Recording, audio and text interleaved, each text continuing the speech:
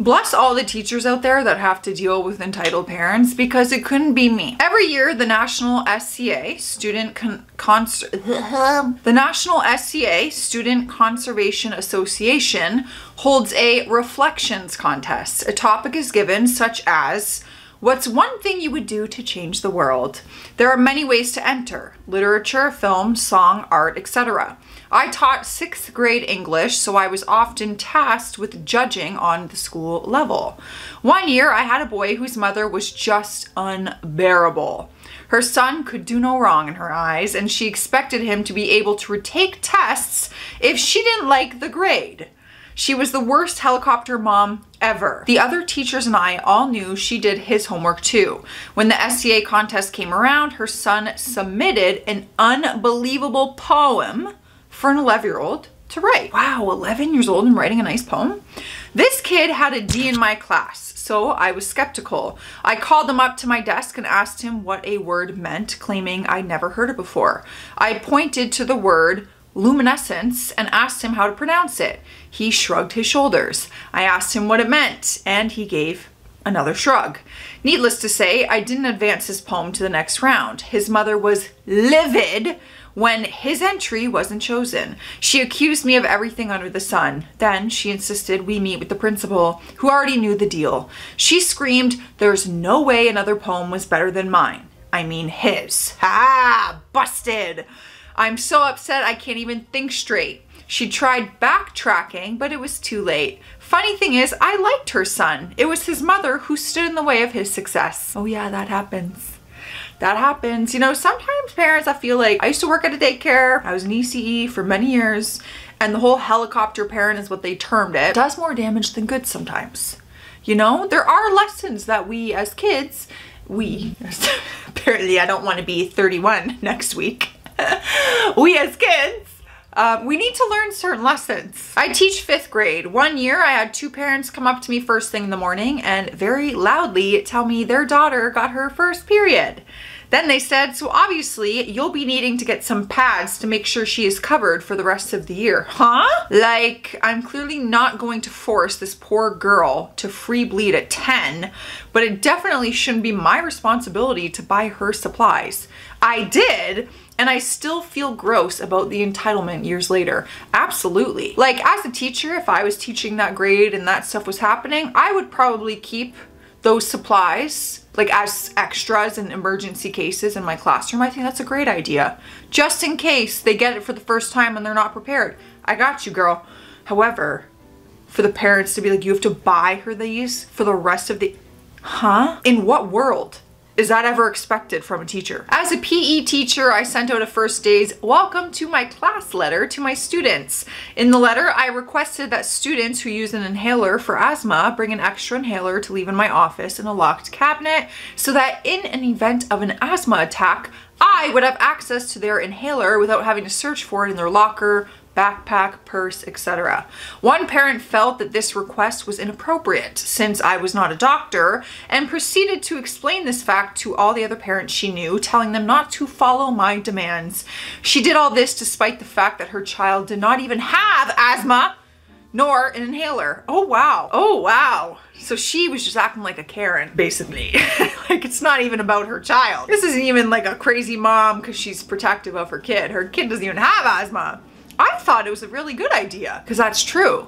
Locker rooms, backpacks, like, God forbid an emergency happens, we have an emergency box. It's a labeled inhaler for every kid. We're good to go. I don't know, as a parent, from my perspective, I would feel much better if that went on in a PE classroom. I think it's a great idea. Moms, dads, let me know. Is this a good idea? To me, I feel a lot better about sending my kid with asthma to that class. I had a parent who was in a managerial, I don't think I've ever said that word, position within social work and thought she was my boss as well. There were 4 or 5 times throughout the school year where she would message me telling me to go to the parking lot to look for her phone charger because she thought her son dropped it while getting out of the car. I never wanted to cause a scene, so I would just tell her I went to look and it wasn't there. But you actually didn't go and look if it was there, you just said it wasn't. That's hilarious. I feel like we've all done that at some point in our lives. where, you know, someone's like, where's the TV remote? And you're like, it's not here. And it's like, I didn't even look. I'm just too lazy, and I'm assuming that it's not here because I don't want to check. I've done that so many times in life. Are you kidding? One of my third graders handed me $20 and told me her mom said to use the money to buy her a birthday cake. She was such a sweet student that I gave up my lunch break to drive 4 miles to the store to buy her a cake. The cake was $19.99. During class, I had to cut it and serve it to my 30 students. The next day, the student told me her mom said she wanted her change. To this day, I don't know how I managed to keep my composure as I handed her the single penny. Bruh, I probably wouldn't have even kept the penny. I hated carrying around pennies. I'm so glad they got rid of them.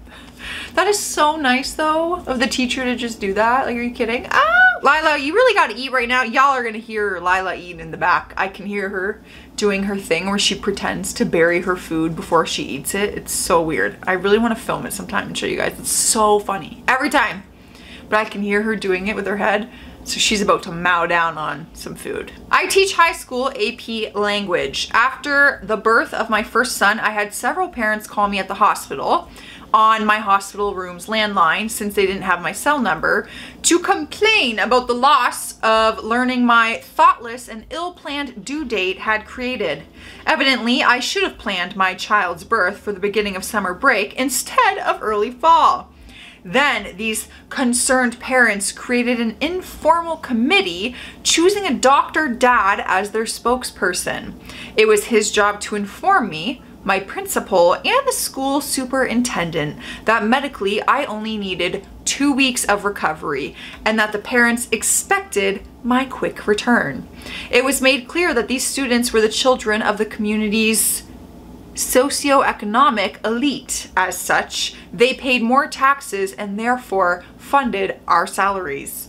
I did end up returning to school after 4 weeks because I'd run out of my accumulated paid sick days. However, if I had life to live over, I would have evoked family medical leave and extended my maternity leave for as long as possible. Entitled parents have ruined the teaching profession for me.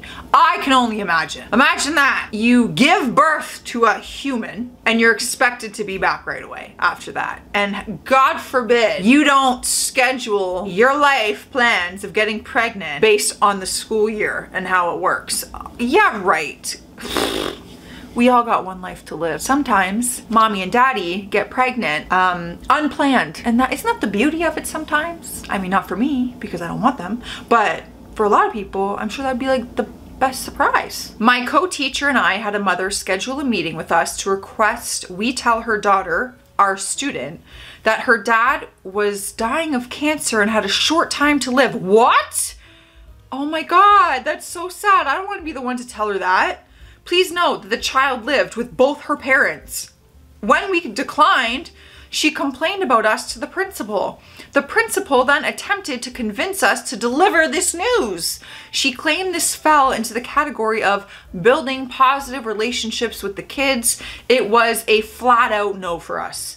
Oh, that just makes me so uncomfortable because that is such a personal and very deep thing and very hard. Oh my God, I would not want to deliver that news. Like mentally, I would not be in a good place to deliver that news because that would be so sad. Can we compromise?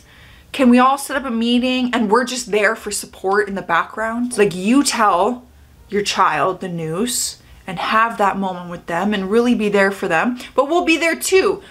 Just sitting there, ready for support and hugs and whatever's needed. I'm not trained to tell someone that news. That's terrible. Every time I like see that in a movie or something, I'm like, imagine real life and being the doctor every day who just has to deliver this news to families. And like, I can't, I could never, I couldn't. It's devastating. When I was teaching preschool, we had one family notorious for bringing their girls in while sick. I hated when people did that at the daycare.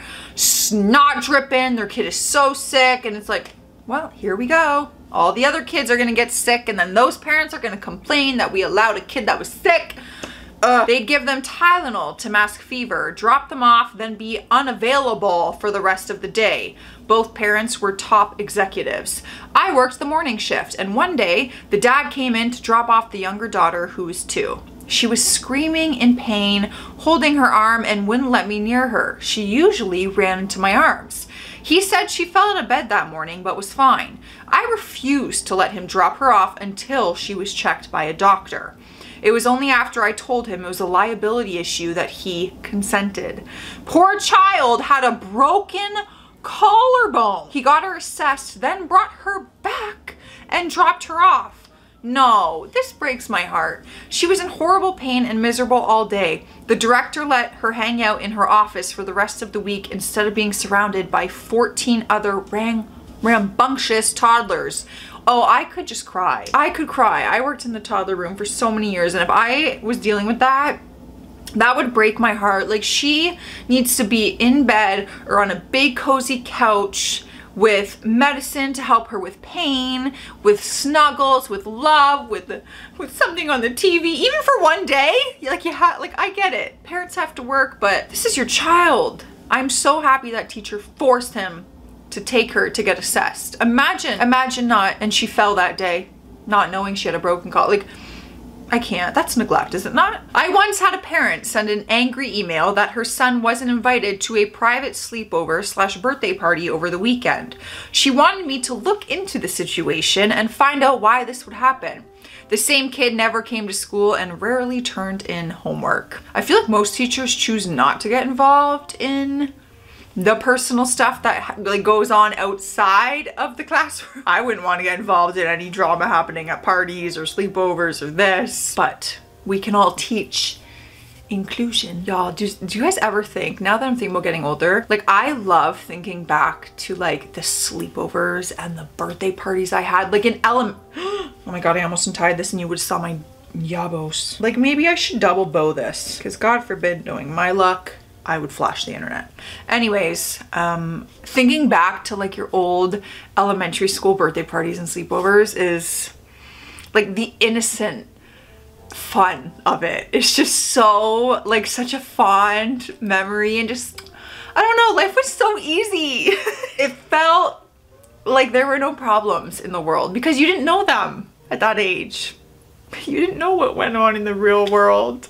And everything felt so pure. And then you get old and then you realize how bad this world is and how many people suck. I had a middle school student who would have a tantrum by throwing herself on the ground, followed by much cursing and screaming. I spent a lot of time getting her behavior under control by setting limits and relationship building. One day, the mother came to school to complain that we were not doing enough for her child. I explained that her daughter's behavior had greatly improved and she was actually doing very well. The mom looked at me with outrage and said, well, that's great, she's doing fine here, but what am I supposed to do with her when she's at home? Parent her. I had to gently remind her that the school could not raise her child for her. The mother left in a huff. I guess she didn't like my answer. Yeah, what do you do? Oh, you be a parent. You raise your child. You set limits and you build the relationship. And you do all the things that you should be doing as a parent. Magical answer. Anyways, that's all I got. I'm out of here, you guys. Stay classy up there, stay sassy, and I'll see you tomorrow.